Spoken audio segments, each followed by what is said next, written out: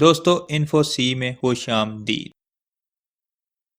دوستو بلوچستان کے ضلع حزدار کے علاقے وڈ میں ایک اہم زیارت گاہ لاہوت لامکاں کہلاتی ہے۔ اس جگہ کے بارے میں روایت ہے کہ کائنات میں سب سے پہلے یہی مقام تخلیق کیا گیا تھا، اور کچھ روایات کے مطابق حضرت آدم علیہ السلام کو اسی جگہ پر اتارا گیا تھا۔ یہی وجہ ہے کہ مختلف مکتبہ فکر سے تعلق رکھنے والے لوگ ہر سال یہاں دشوار گزار راستہ طے کر کے آتے ہیں۔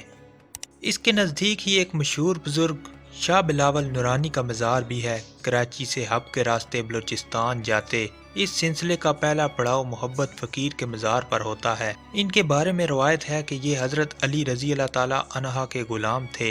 پھر اگلا پڑاؤ قدم گاہ پر ہوتا ہے، جس کے بارے میں بیان کیا جاتا ہے کہ یہاں حضرت علی رضی اللہ تعالی عنہ کے پاؤں کے نشانات موجود ہیں۔ ان نشانات کو ریشمی جالروں سے سجایا گیا ہے۔ یہیں پر ایک پتھر ایسا بھی رکھا ہوا ہے جو روایت کے مطابق گھاٹ جبل سے لایا گیا ہے، جس پر واضح اور قدرتی طور پر کلمہ طیبہ لکھا ہوا ہے۔ گھاٹ جبل کو یہ نام اس لیے ملا کہ روایت کے مطابق اس جبل پر ایک بزرگ کی چارپائی رکھی جاتی تھی، اور سندھی زبان میں چارپائی کو گھاٹ یا گھاٹ کہا جاتا ہے۔ اس گھاٹ کا ایک پایا وہاں کے گدی نشین کے پاس اب بھی موجود ہے، جس کی زیارت سے زائرین مستفید ہوتے ہیں۔ قدمگاہ کے نزدیک پہاڑی پر حضرت رحیم علی شاہ بخاری کی درگاہ ہے۔ جس پہاڑی پر یہ درگاہ ہے وہاں بھی قدرتی طور پر قرآنی آیات نقش ہیں۔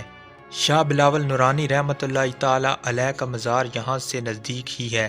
اس کے نزدیک ہی ایک مسجد بھی موجود ہے، جس کے بارے میں کہا جاتا ہے کہ اس کو کسی نے تخلیق نہیں کیا، یہ خود ہی وجود میں آئی، اور یہاں ایک دیدہ زیب پتھر بھی نظر آتا ہے۔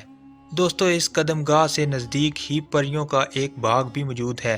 اس باغ میں کھجور، املی اور دوسرے جنگلی درختوں کے ساتھ آم کے درخت نظر آتے ہیں، جن میں جا بجا لفظ اللہ واضح لکھا نظر آتا ہے۔ یہاں کے بارے میں روایت ہے کہ یہاں ایک ظالم دیو گوگل کی حکومت تھی، اور لوگ اس سے تنگ تھے۔ ان لوگوں نے اللہ سے دعا کی تو ایک نورانی صورت بزرگ تشریف لائے، جنہوں نے اس دیو کو شکست دے کر لوگوں کو اس کے ظلم سے آزاد کروایا۔ اس مقابلے کی نشانیاں اس پہاڑ کے سنگلات بدن پر موجود ہیں۔ اس پہاڑی علاقہ پر جا بجا ایسے نشانات موجود ہیں جس پر بھاگتے قدموں کے نشانات اور خراشوں اور لڑائیوں کے نشانات واضح نظر آتے ہیں۔ دیو کو قید کر کے باغ اور اس کے مضافات میں پانی پہنچانے کا کام سونپ دیا گیا، اور صدیوں سے بہتے ہوئے اس چشمے سے پریوں کا باغ اور دیگر کھیت سریاب ہو رہے ہیں۔ دوستو اس باغ سے اصل زیارت گاہ لاہوت لامکاں کے راستے نکلتے ہیں۔ پیدل زائرین کے لیے 7 پہاڑوں کو عبور کر کے زیارت گاہ تک پہنچنا پڑتا ہے۔ اس راستے سے صرف سخت جاں لوگ ہی گزر سکتے ہیں۔ دوسرا راستہ قدرے آسان ہے۔ اس راستے پر لوہے کی سیڑھیاں موجود ہیں۔ دیکھنے میں یہ سیڑھیاں بہت کمزور ہیں، لیکن کئی 100 من وزن آسانی سے برداشت کر لیتی ہیں۔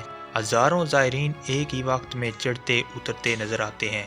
سیڑھیاں عبور کرنے کے بعد ایسے پتھر سے سامنا ہوتا ہے جس کی صورت میں ایک ایسی صورت موجود ہے جو کسی خونخوار جانور کی سی ہے، لیکن اب پتھر کی طرح ساکن ہے۔ کہا جاتا ہے کہ یہ ایک ایسی بلا تھی جو روزانہ دیگ بر دال منوں کے حساب سے روٹیاں اور ایک جیتے جاگتے انسان کو کھا جاتی تھی۔ یہاں ایسے پتھروں پر بھی نظر پڑتی ہے جن کی شکل خونخوار جانور اور شیر سے ملتی ہے۔ ان کے بارے میں بھی روایت ہے کہ یہ اصل درندے تھے، لیکن روحانیات کی طاقت سے ان کو بھی پتھر بنا دیا گیا۔ دوستو یہاں سے آگے ایک ایسی جگہ بھی آتی ہے جو حضرت لال شہباز قلندر سے منسوب ہے۔ کہا جاتا ہے کہ آپ نے یہاں آگ جلائی اور چلہ کشی کی تھی۔ اس کے بعد ایک غار آتی ہے، اور غار میں داخل ہوتے ہی سب سے پہلے پاؤں ایک ایسے پتھر پر پڑتا ہے جو ایک شیر کی سی صورت کا ہے۔ اسے ناگبان کہا جاتا ہے۔ یہ شیر روایت کے مطابق ان زیارت گاہوں کی حفاظت پر مامور ہے۔ اس غار میں داخل ہونے سے قبل ایک خاص صابن سے منہ دھونا پڑتا ہے۔ یہ صابن پتھر پر پانی گرنے سے بنتا ہے، اور اس سے منہ دھوتے ہی غار کا اندھیرا ختم ہو جاتا ہے اور ہر چیز روشن ہو جاتی ہے۔ اس غار میں پتھر کی بنی ایک اونٹنی بھی ہے، اور ایک پتھر بھی جو فرش سے برآمد ہو کر غار کی چھت کی طرف بڑھ رہا ہے۔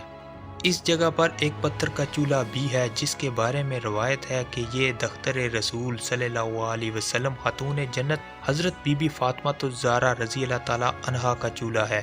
یہاں ایک قدرتی چشمہ بھی موجود ہے جو سبیل کہلاتا ہے۔ اس چشمے کے نیچے ایک قدرتی پتھر کا پیالہ ہے جو عین اس پیالے کے اوپر پہاڑ سے پانی ٹپکا رہا ہے۔ اس غار کے بعد ایک اور غار ہے جس میں بہت اندھیرا ہوتا ہے اور بہت زیادہ پھسلن بھی۔ اس میں انسان سیدھے رخ داخل نہیں ہو سکتا۔ غار کے آخری دہانے پر شاہ نورانی کی چراگاہ موجود ہے اور اس کے ساتھ ایک چشمہ بھی۔ دوستو، اس سارے علاقے میں پتھر کے بنے عجیب عجیب جانور پرندے پائے جاتے ہیں۔ کہیں اژدہا کے منہ سے پانی ٹپک رہا ہے تو کہیں کسی اور ہونہار جانور کی آنکھوں سے۔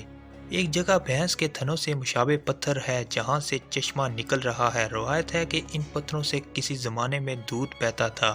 بھینس کے تھنوں سے گرتا پانی، کبوتروں کے غول، بلبلوں اور چڑیوں کی موجودگی، ہر انسان کا اپنی ہی دنیا میں مگن ہونا ایک عجیب ہی آنکھوں کو ٹھنڈک، دل و دماغ کو سکون اور راحت و سرور بخشنے والا نظارہ ہے۔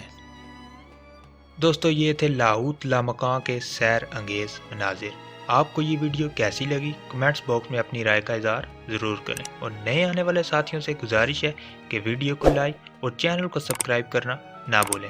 نئی ویڈیو آنے تک کے لیے ہمیں دیں اجازت۔ اللہ آپ کا حامی و ناصر ہو۔